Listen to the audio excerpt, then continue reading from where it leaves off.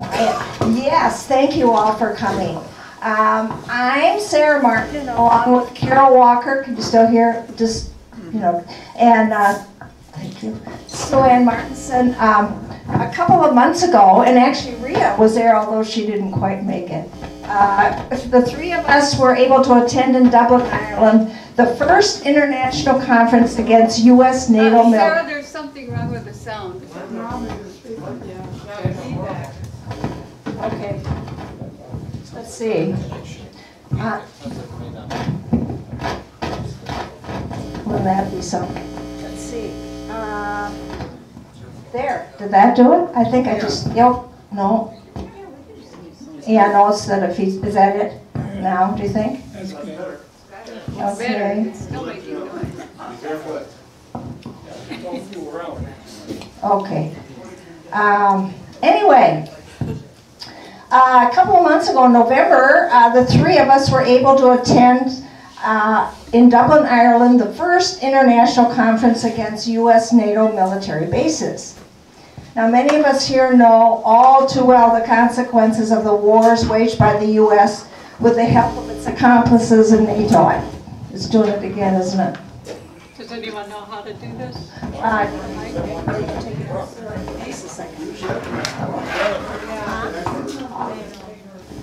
It might just be that. Plug it in. Plug it in tighter. Sound people here?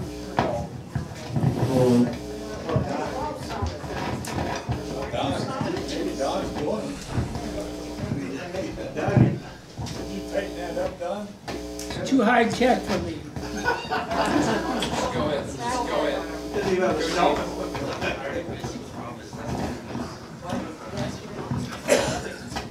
You could talk loud. No, that won't work.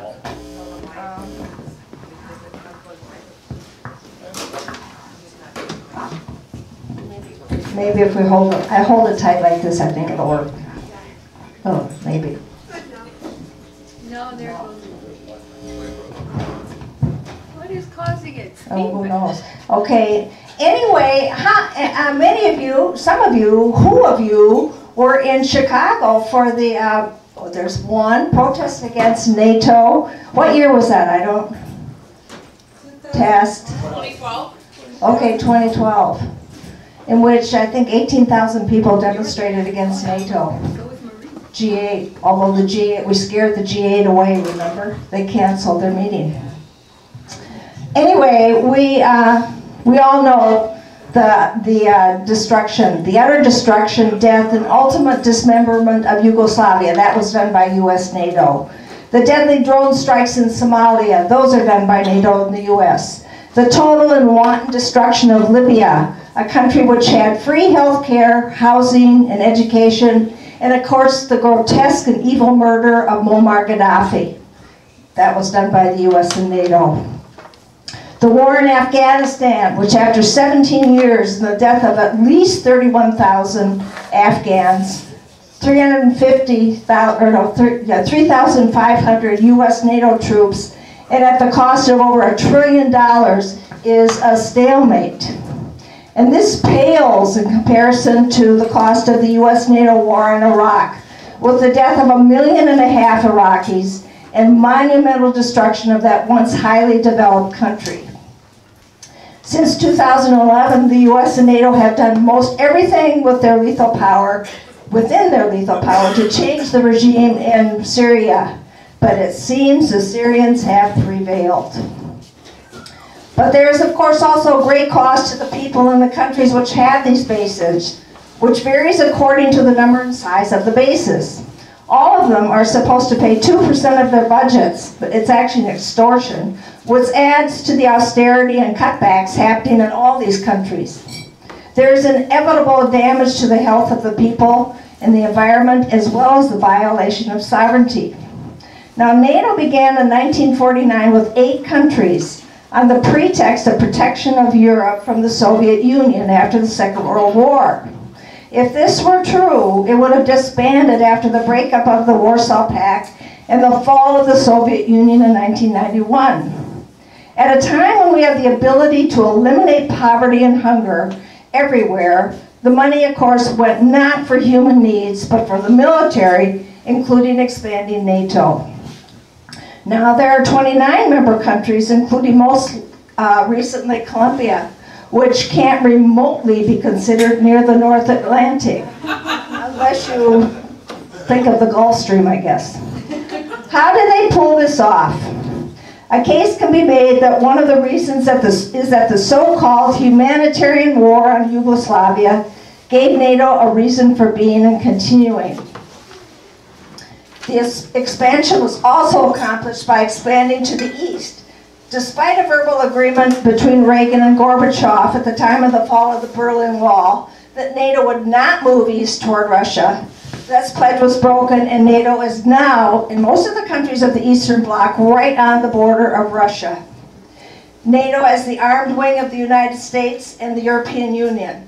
This expansion is to safeguard its control of energy resources and pipelines, of course, spheres of influence, and markets for the sake of big capital and the transnational corporations. The U.S. NATO expansion began in Africa under George Bush in 2009, when he established one base under the new AFRICOM project.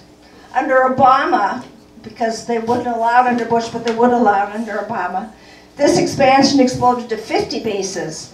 And now the U.S. has military relations with 53 out of the 54 African countries.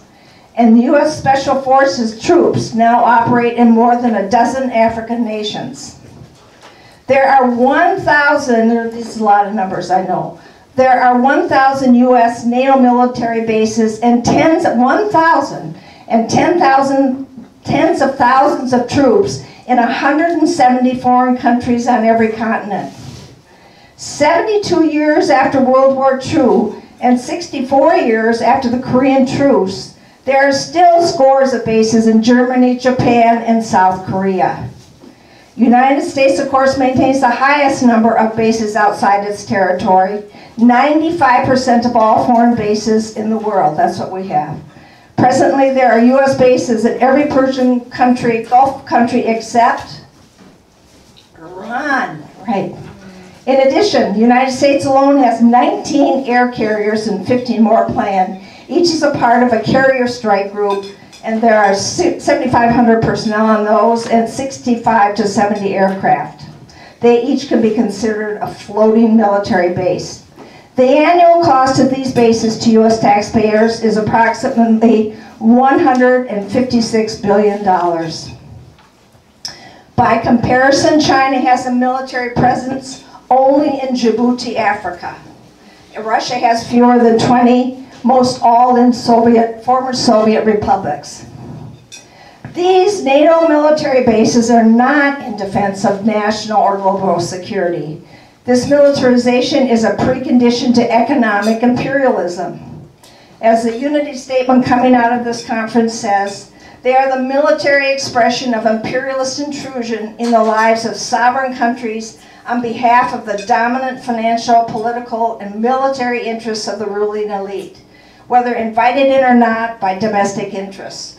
No country, no people, no government can claim to be able to make decisions totally in the interest of their people with foreign troops on their soil representing interests antagonistic to those of their people. Now, Okinawa is the most extreme example of that.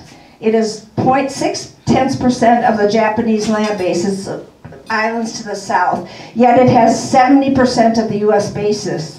The largest of this island is overwhelmed with bases which, despite fierce resistance, and it is fierce, and calls to withdraw them from virtually the entire population and its leaders, they not only aren't closed, but continue to be expanded and updated. And the speaker there was somebody, I mean, this is routine in Okinawa, that they demonstrate and go to jail for five months. It's horrendous. It will take a global movement to close the bases, and the first steps were taken in Dublin in the days just after the 100th year commemoration of World War I, the war to end all wars. And at the same time, Merkel and Macron who were at the time angry at Bush and what had happened at that commemoration. But it's part of an ongoing call. They would call for the European Union to have its own army to complement NATO, with all the dangers and costs that would mean. And they were talking about not even needing a unanimous vote in order to go to war. This conference was attended by close to 300 participants from over 35 countries.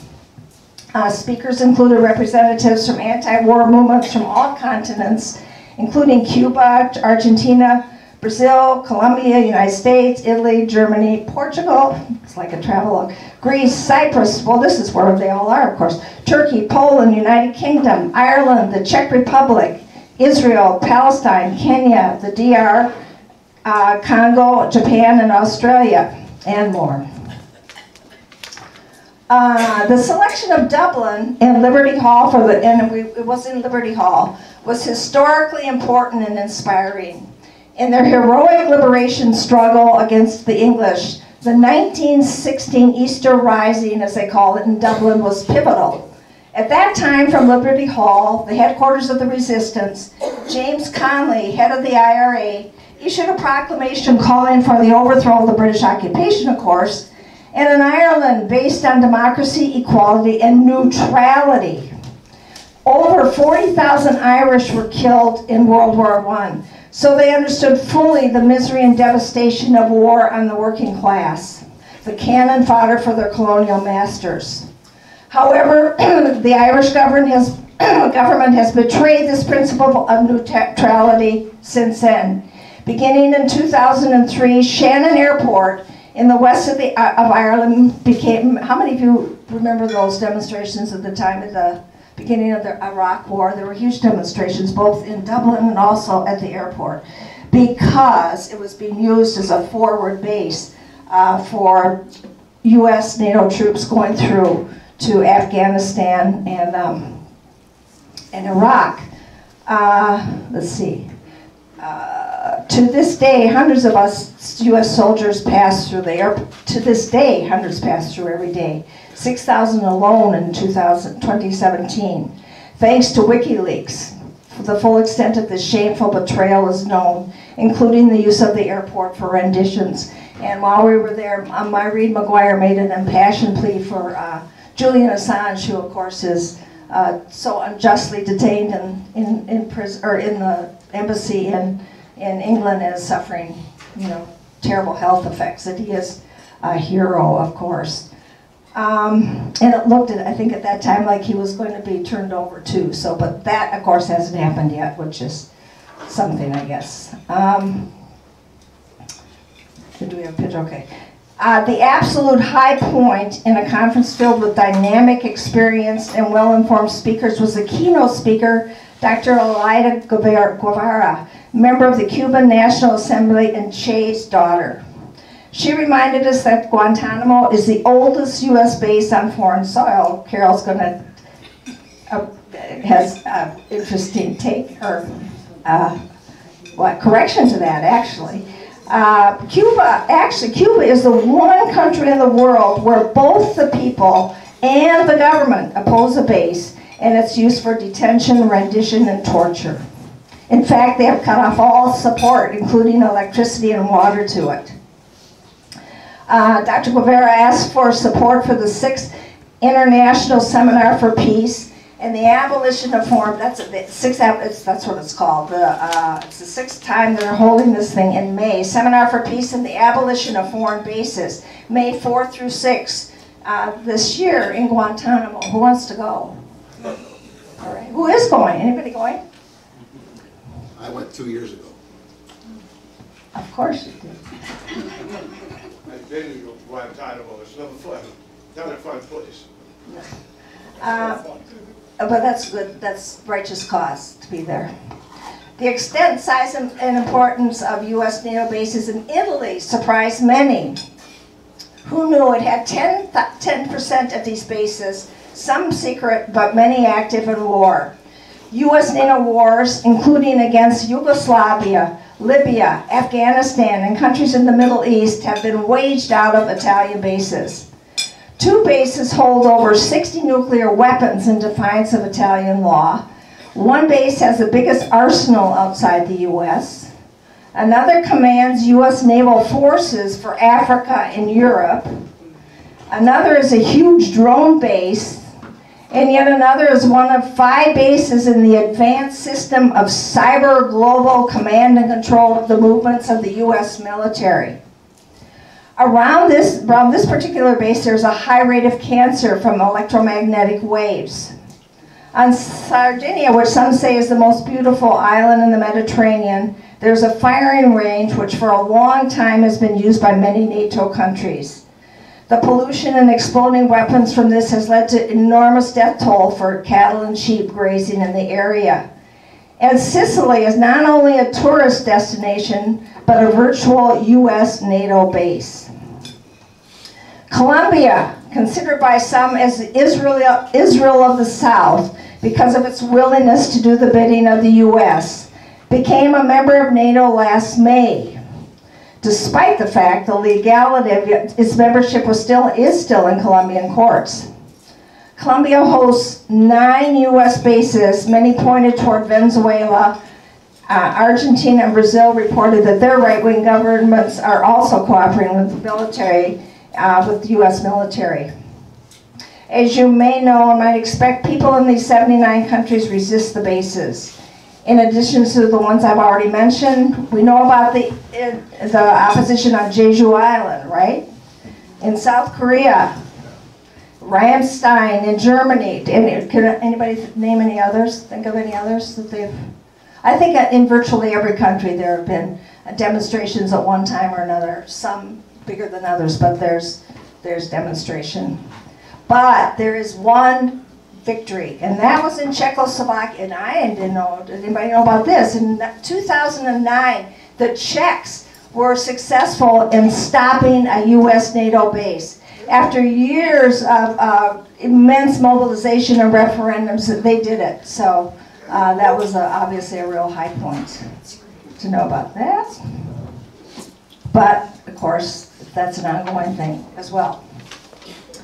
While the conference participants call for the closure of all U.S. NATO military bases, certain countries and areas need special attention by the international movement, including Guantanamo, the U.S. base, that base in Cuba, the U.S. bases in Okinawa in South Korea, the U.S. bases in Ramstein, Germany, the old and new U.S. NATO bases in Greece and Cyprus, the establishment of new U.S. African Command, AFRICOM, with its affiliated military bases, and the numerous NATO bases, of course, in Italy and Scandinavia, shouldn't be. Shannon Airport in Ireland, and the newly established bases by the United States, France, and their allies on and around the Syrian soil. This is going to keep us busy for a while, right? As a step toward this goal, and as a step toward this goal, the conference supports the global mass mobilizations against NATO's. It's going to celebrate, yeah, I guess they do consider it a celebration. We wouldn't use that word. Anniversary Summit in Washington, D.C. on April 4th, 2019. And respective protests in the NATO member states and worldwide. Minnesota Peace Action Coalition, and there are going to be demonstrations both on the 30th of March, which is a Saturday, and then the 4th. And then think about this, the 4th of April. On the 4th of April, Martin Luther King was killed, and a year before to the date, he gave that incredible speech at the Riverside Church in which he came out against the Vietnam War and talked about the U.S. as the greatest purveyor of violence on the planet. And this is when NATO is going to begin their meeting in Washington, D.C.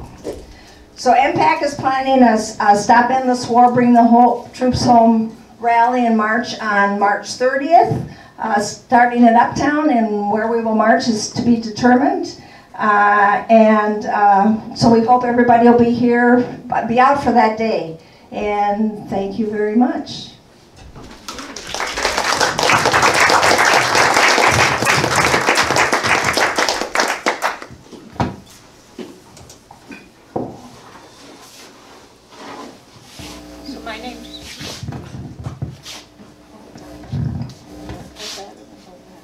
My name's Carol Walker, Louder. and I joined, is it working? No. I think it's working. I think you just. Hello? There. Yeah.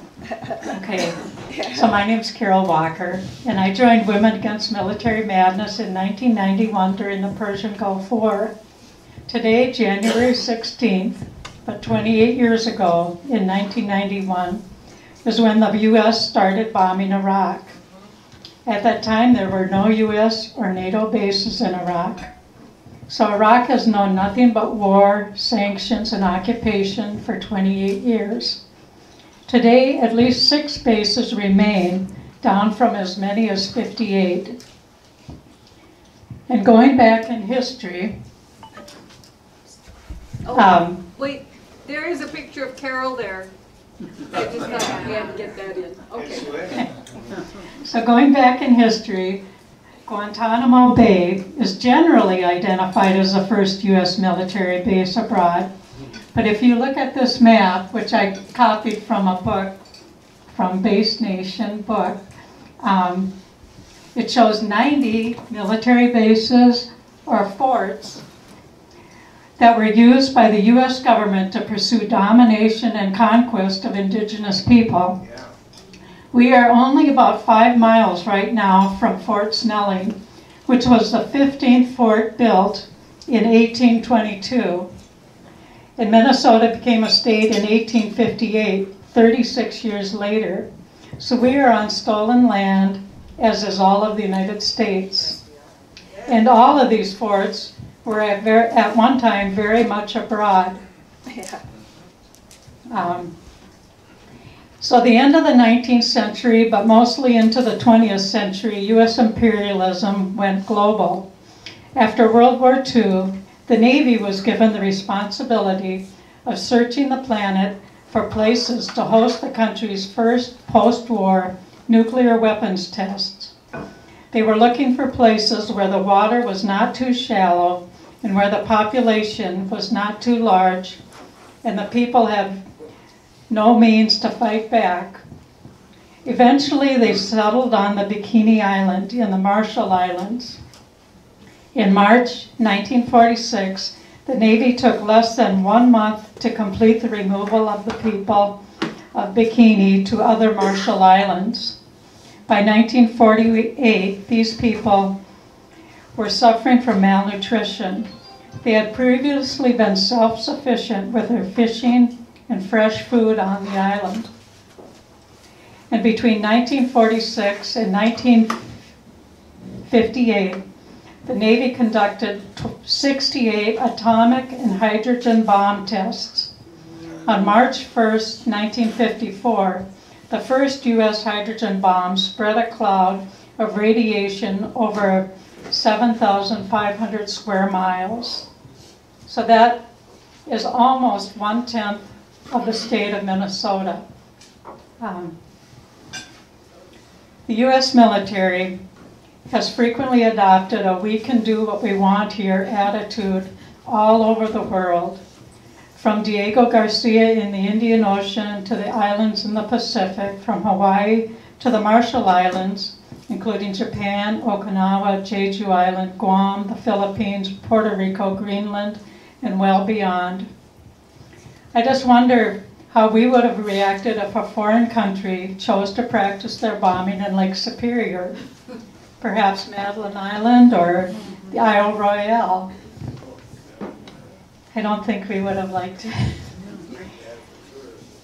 So at the plenary on Africa, the conference was divided up into different plenaries with different countries and sections of the world. In the one on Africa, we learned a few things about the Democratic Republic of Congo. It is one of Africa's most rare mineral-rich countries in the world, including their rainforest.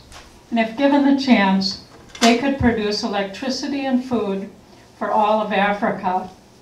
Instead, the people are some of the poorest in the world. And if you would Google coltan mining,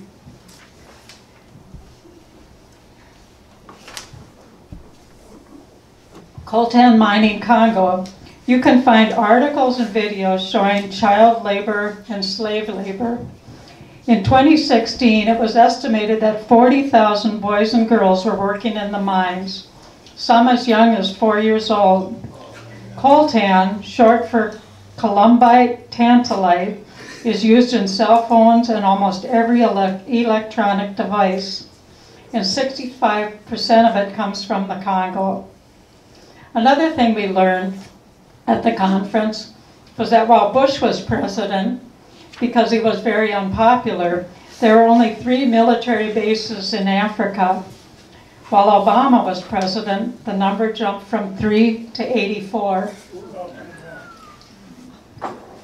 We have heard that the military is the biggest polluter, and besides all the destructive bombings, hazardous waste is dumped at sea, including materials associated with nuclear, biological, and chemical weapons. An Army spokesperson admitted that in waters off of 11 states around the country, the Army secretly dumped 64 million pounds of nerve and mustard gas in the sea, along with 400,000 chemical-filled bombs, landmines, and rockets, and more than 500 tons of radioactive waste. So one more example, I can't pronounce this, but perfluorooctane sulfonate, or PFOS, and perfluorooctanoic acid, or PFOA, are the active ingredients in the foam routinely used to train soldiers to extinguish aircraft fires at U.S. military bases around the world. These toxic chemicals are allowed to leach into surrounding soil and poison the groundwater. The result is one of the greatest water contamination epidemics in human history. Another thing, we in Minnesota know how precious our water is. I was told to Google PFOS and PFOA military base. And if you do that search, you will find many articles. A number of them are by Pat Elder, who presented at the conference in Dublin. Another recommended search is Tara Kopp's article in Military Times called "Why Women Were Told Don't Get Pregnant at George Air Base." The water in thousands of wells in and around U.S. military installations across the globe have been tested and have been shown to contain harmful levels of PFOS and PFOA. The health effects of exposure to these chemicals include frequent miscarriages and other severe pregnancy complications. They contaminate human breast milk and sicken the babies. 300 women have found each other and connected on Facebook.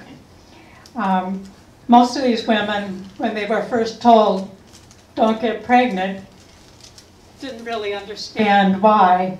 But after connecting with the other women, they reported multiple miscarriages, stillborn babies, and some young women under the age of 30 have had to get hysterectomies because of the massive numbers of tumors in their uteruses. PFOS and PFOA also contribute to liver damage, kidney cancer, high cholesterol, thyroid disease, testicular cancer, micropenis, and low sperm count in males. The Pentagon has known of this disastrous impact of PFOS and PFOA on human health and the environment since 1974, and they continue to use these foams today. And by 2001, the military fully understood the enormity of the problem. They knew these firefighting foams used at bases worldwide were poisoning streams and well water, but they were too concerned about the publicity and the expense, so they decided to keep quiet. So these are just a few examples, and there's no way we could cover everything. With 1,000 bases, we could have given 1,000 examples. And one of the goals of the conference is that hopefully at some point they will have a map of all the bases in the world where you can click on a base and get the information you want to learn about it. And I also encourage you to do your own research. And we're selling this book back here, Base Nation. If you want to pick up a copy, it has a lot of good information. So thank you again for coming tonight.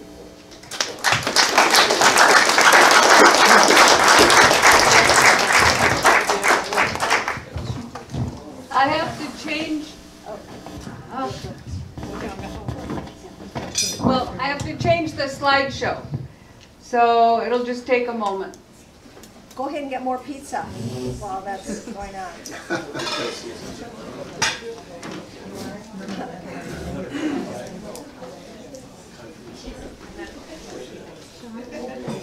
I've had a wonderful chess club. Weeks. Pretty well. So that mass bill. Yeah, I'm trying to be dirty. They must have the power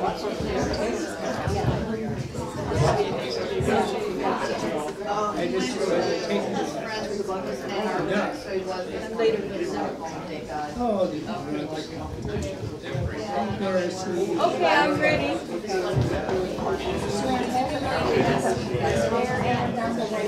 I can't hold it with both hands. Trying to. Hasn't succeeded. Can you hear me? Is it on? Yes, it's on you. Can you hear me now? Okay. Well, here again is that same slide. That picture is a group of from the participants at the GPO. The GPO is the General Post Office. And that is the place traditionally where demonstrations take place in Ireland. And the great thing about that also was it was the first event of the conference. Was an action. You Rick, hold it right in front of you. Hold it right in front of my face. I might not be looking at you then. That's fine. Yeah. Okay, so I'm going to do a bit of a summary. This is Yes to Peace, No to War, and the myths around NATO. Now, I think you've heard quite a bit of information here from both Carol and Sarah. Is NATO here to protect us? That's one of the myths. NATO protects small countries. NATO protection is necessary for U.S. defense. This map that you see, and there are copies of it on the back table, was done by the Ireland group who were our hosts. And you can see that all these red, that's all U.S. bases. And all the islands and everything. And then this little mustard color right in there. Those are the Russian bases. So NATO protection must be necessary for our defense.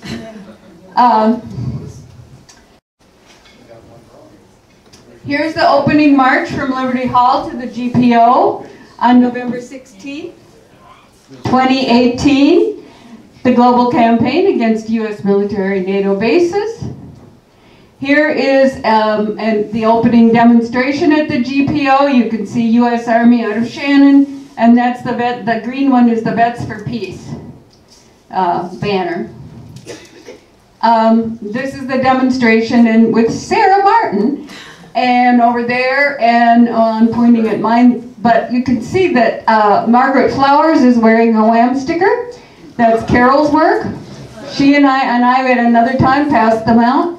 This person over here on the end is a vet by the name of John Spitzberg from Alaska, and he was here for the conference in August.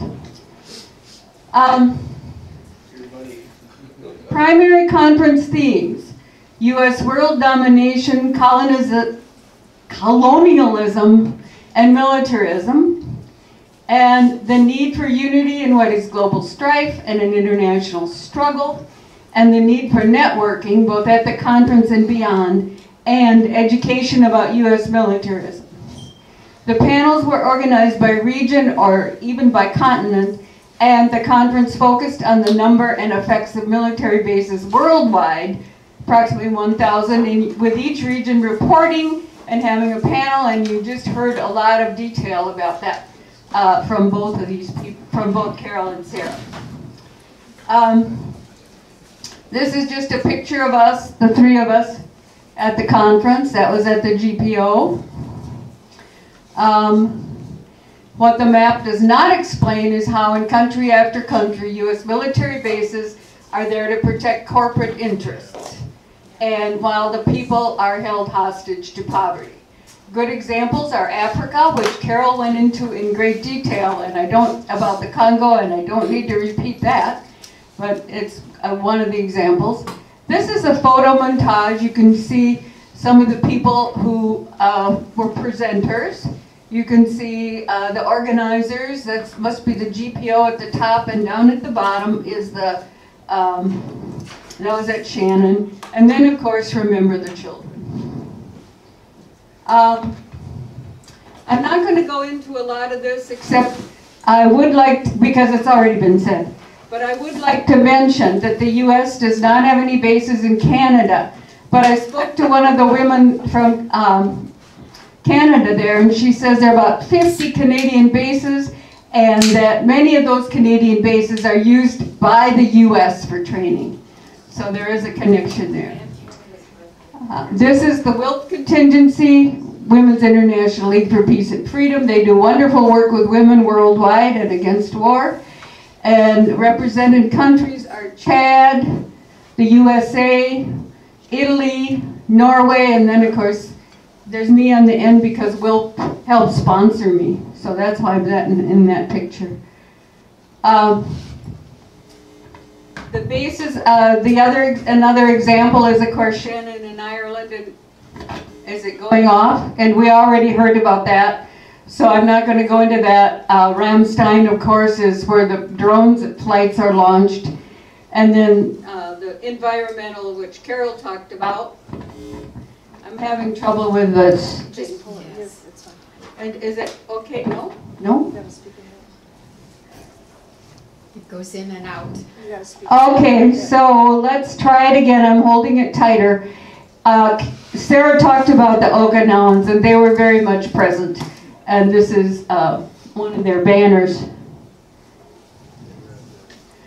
Okay, there were a lot of articles, and the press reports published by different groups can be found at the main website.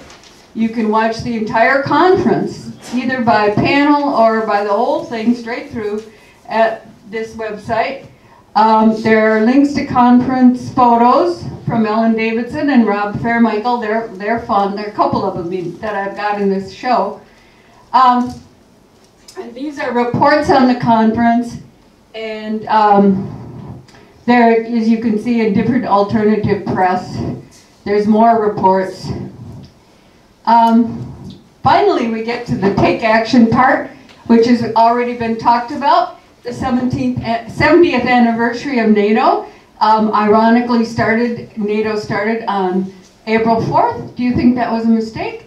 Probably given the relation to MLK being the date of the Riverside speech, his famous speech, anti-war speech, and then the assassination, exactly 1 year later. And also there's information here about the Guantanamo demonstration, which Sarah mentioned. This is World Beyond War's graphic around the April 2019. And then on here and this slide shows different websites. There's the March 30th demonstration. On the 3rd and the 4th, World Beyond War is having a big peace festival. And then, of course, time and place to be announced. MPAC right here in the Twin Cities. We're sponsoring the March 30th march. I just want to add that while I was there on the 19th, I went to the Saudi Arabia embassy in Dublin, and because of course they do have an embassy, and I'm in the white stocking cap, and I was asked to speak, and of course I spoke about WAMM. And then these three women in the back row, it's a mother and her daughters, I later on had more talk with them. It was very interesting. They were very, very interested in WAMM. And this is that wonderful banner, which was inspirational, and in the center is Bauman Azad. He is the primary conference organizer in the MC, and I think that's John Spitzberg over on the end with the gray hair. Margaret Flowers is next to Bauman, and on the other side is a vet for peace from Ireland named Edward Horgan. And I met him, and he can't come to this country because he tried to arrest a Bush. So he's banned. So he wasn't at the conference this time. And next to him is another Vets for Peace person. And then there's other people here who attended the conference.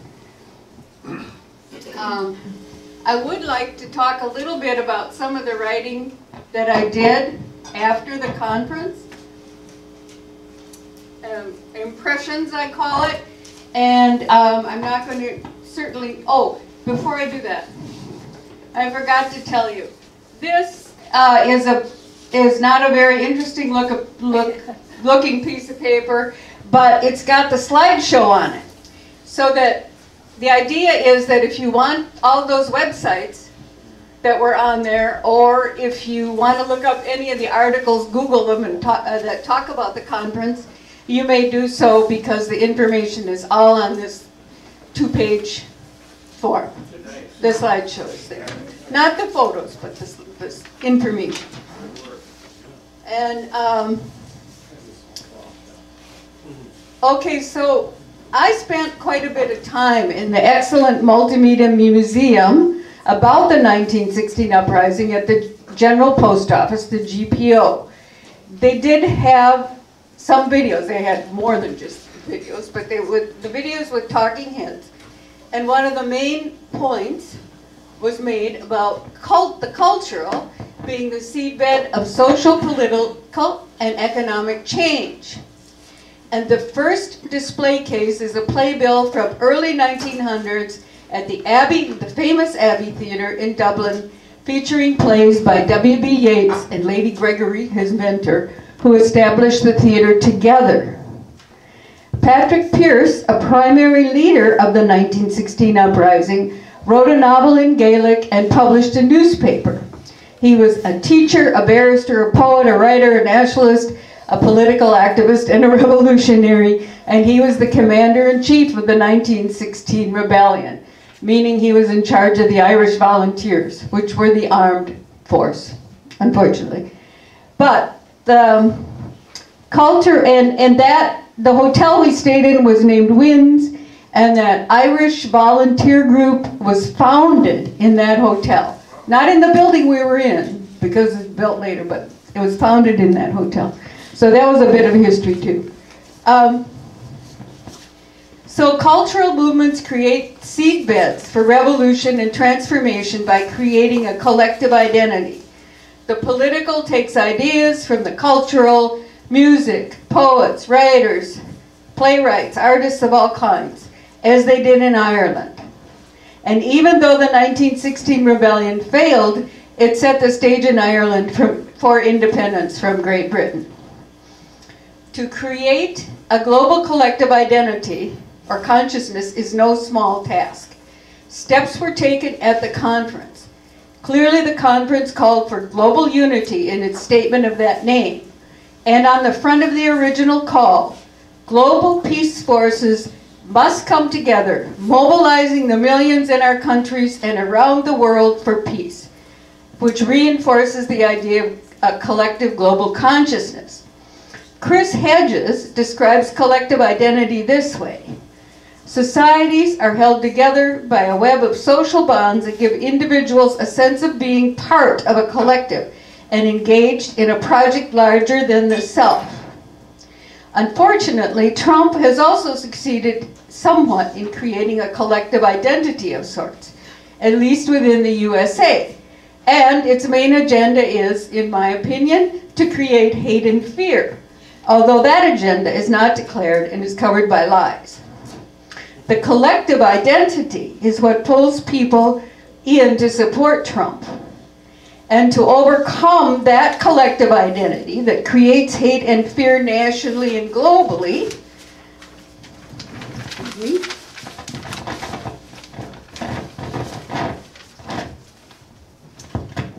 to replace that with one of peace, justice, and common use and human decency is the moral goal of the resistance in its many forms. We often don't talk about moral goals, but I think that that can be said. Angela Davis, is it working? Angela Davis, in her book Freedom is a Constant Struggle, calls for intersectionality, an example being the people of Palestine supporting activism for justice in Ferguson. Intersectionality links local issues in diverse communities who are facing similar problems and working on similar issues, and is a way of finding unity in diversity, a necessity in what has become a global struggle for the future of the planet.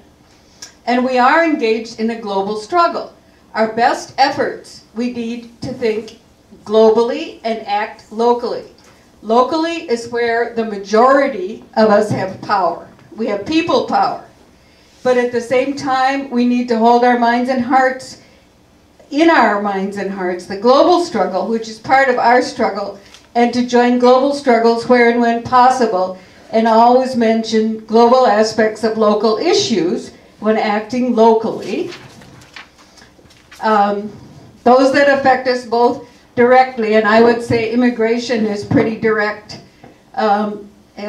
because at the border particularly, and indirectly like the bombing and destruction of Yemen. To make the connections literally and figuratively among issues and actions is a way to foster unity in diversity and a way to foster collective identity. I go back to the conference and the identified themes of unity, networking, and education. Those were the action items, and they're being done. Okay, so this essay has covered a lot that is all part of a movement that is taking place in many different ways. And I think of the Shakespearean phrase from The Tempest, but doth suffer a sea change into something rich and strange, because it covers the need for collective identity, for global awareness and global action, because we don't know exactly what forms that change will take. But the sea change is also a cultural change, and one that is slowly making inroads into the predominant paradigm of hate and fear being trumpeted, and that pun is intended.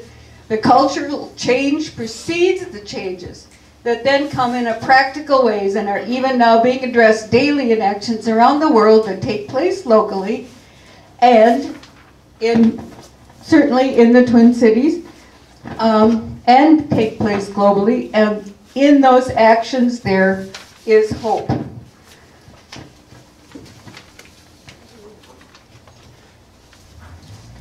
That's it. That's it.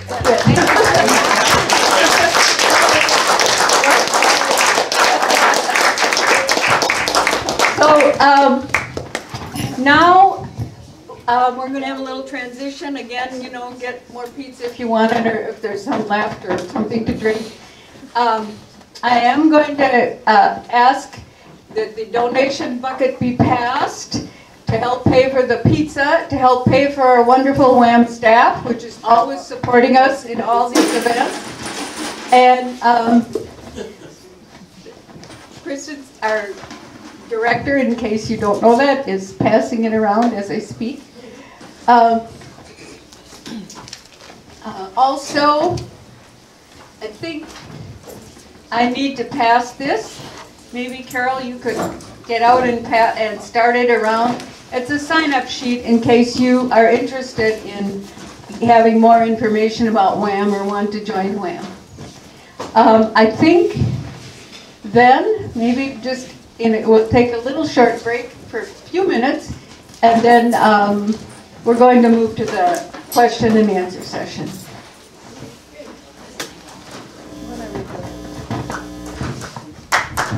While you're doing that, I'm going to read some announcements. There is a lot going on in the city. We're doing good work here. There's no question about that. Striking our blows against the empire, right? The first thing, this chronological order, a medical mission went down to the border, and they're doing a report back this Friday at 6 o'clock at the Malcolm Moose Health Science Tower at the U. And then on the 23rd, actually, the Cuba Committee is going to have a resolution to to stop the blockade of Cuba is going to be held in the City Council chambers at 15 Kellogg Boulevard in St. Paul at 3:30 on Wednesday. So go to that if you can, of course. A lot of people is always a good thing. On the 23rd of January, and all these are on, or many of them are on that table or out in the hall too. So, end the wars, bring the troops home now. That's at the bridge, the regular weekly vigil at the bridge on January 23rd. We're going to do that. End the U.S. wars in Syria, Iraq, Afghanistan, and Somalia. In other words, all the U.S. NATO countries. Every Church of Peace Church is having a potluck and a speaker. David Schultz, who's, where's he from? He's from? Hamlin, yeah, and he's going to speak on critical realignments in the future of American politics.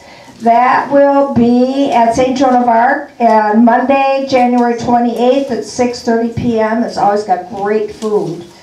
Then on the Minnesota Caravan Solidarity Group is having a coalition or what anyway, they're doing a We Welcome Honduran Refugees, No Wall, No State of Emergency demonstration, a bannering at least, on February 2nd at 1 o'clock, that's a Saturday, at 12th and Lake Street at the Plaza Centenario, and that's on the north side of the street. It's a nice little park, actually. The second Monday night movie of WAMM's is the February the 11th, and it's Dark Money. The Prison Book Project is having their annual fundraiser on Saturday, February 9th, 8 to 12 at Walker Church. That's always good. And it's a pancake breakfast. Yeah.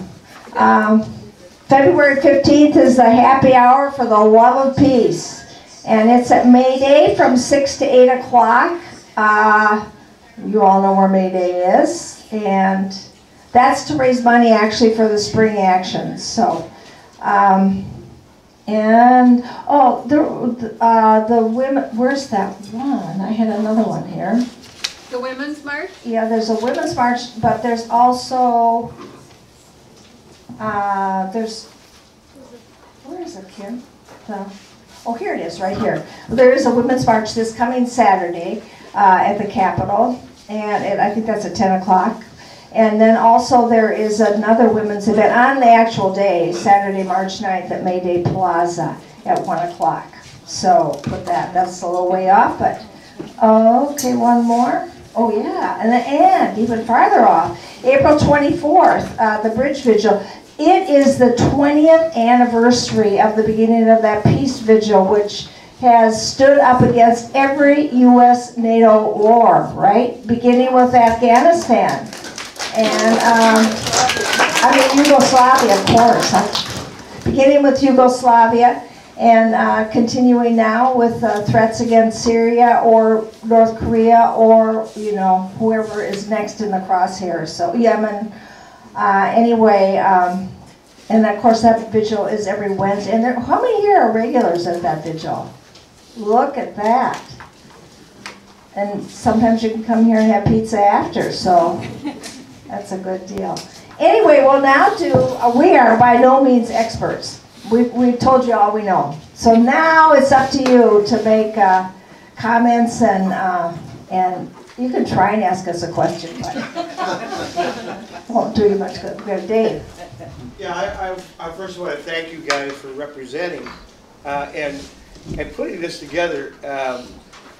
We all know what conferences like this, there's so many amazing speakers and people that have powerful things to say, and to wrap your head around it, one, is pretty hard as an individual.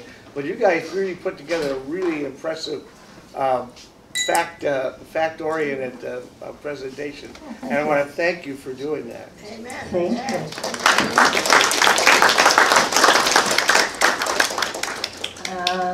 Was your conference mostly women? Was it all women? No. It could have been. I didn't even notice. So it must have been half and half. I think it was. I would say half and half. Yeah. Those kind of questions we can answer.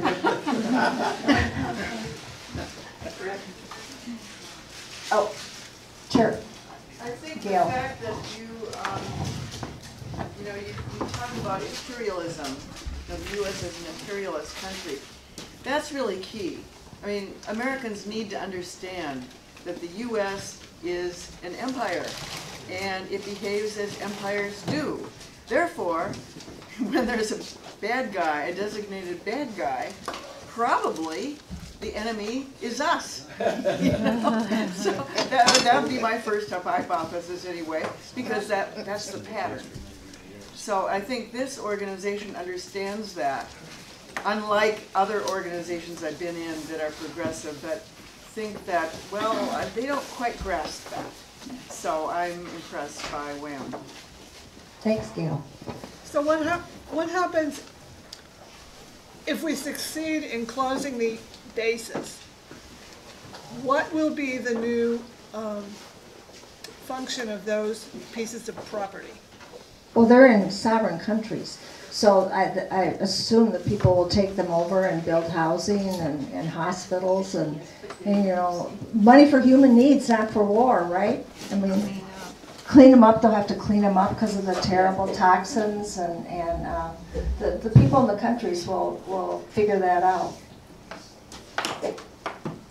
My question is, when WikiLeaks has exposed a lot of those truths, was it then totally ignored? Did anything particularly good or effective come from that exposure of the truth, or did it just get evaporated? No, I think the people in Ireland really responded to it. They were furious. I mean, it's a neutral country, so they don't want troops traipsing through anyway, and when this came out, it just, added fuel to the fire, obviously. So they have demonstrations all the time at Shannon, because, of course, there are planes coming. Did you have that slide of one of the planes?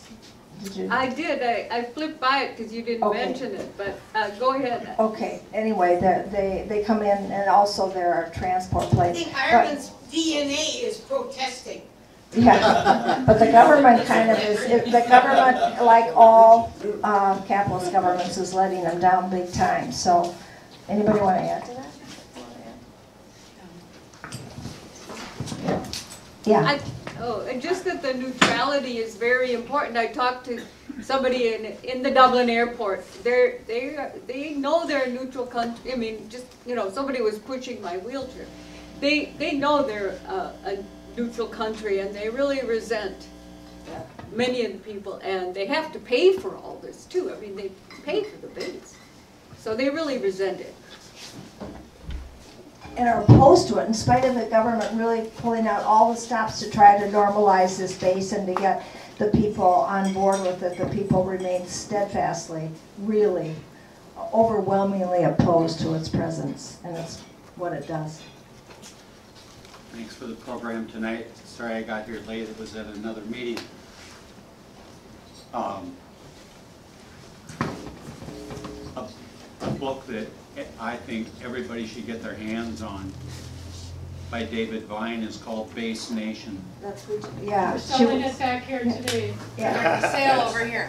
It's all right. I'll buy a copy. Oh. I've read it.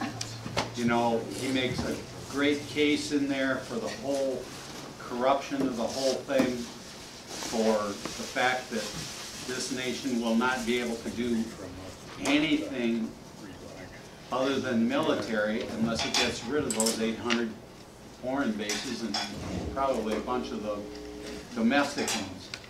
So it's really something that needs serious work on. You know, any other agenda that we all may have of positive things for the future for our country and others depends on getting rid of some of that money that's just, you know, can't be accounted for by a military audit, right?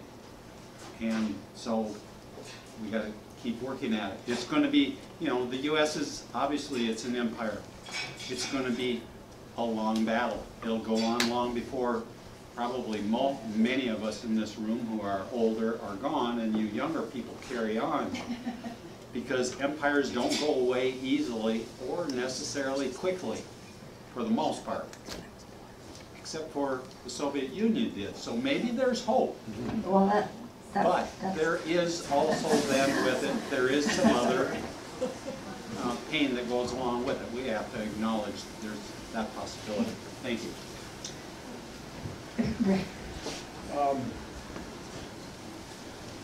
I was reading some years ago that the Can you project a little more? that the Saudi Arabians that ran the airplanes into the Twin Towers did it because they were opposed to a military base that the U.S. put in Saudi Arabia.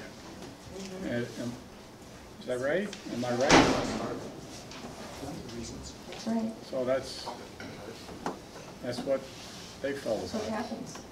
And did you mention to me earlier tonight about bases in Brazil? Yeah, yeah. you know, they're proposing a base in Brazil, and the ultra right-wing government is supporting the idea. And the Brazilians don't, for the most part, they don't want it. Also in Argentina, their base is going in. And it's all about Venezuela, obviously. Not about drugs. Anything else? Oh, Mary? Did you hear much about resistance in Scandinavia, which is also supposed to be, Yeah. has been historically somewhat neutral? We didn't, have you?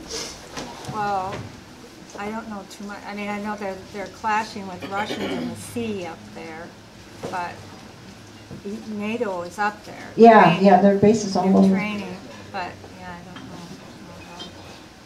I'm sure there's been, but we didn't hear specifically. Anything else? Well, thank you for coming, everybody. And Dublin is great. Ireland's great, by the way. So, and of course, they're in the news now because of Brexit. So, see you on the streets every week. Oh, I just wanted to end on a positive note. Today's Kathleen's birthday. If we want to sing happy birthday.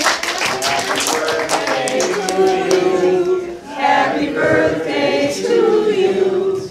Happy birthday, dear Kathleen. Happy birthday to you. You know, the one I wanted was happy birthday, happy birthday.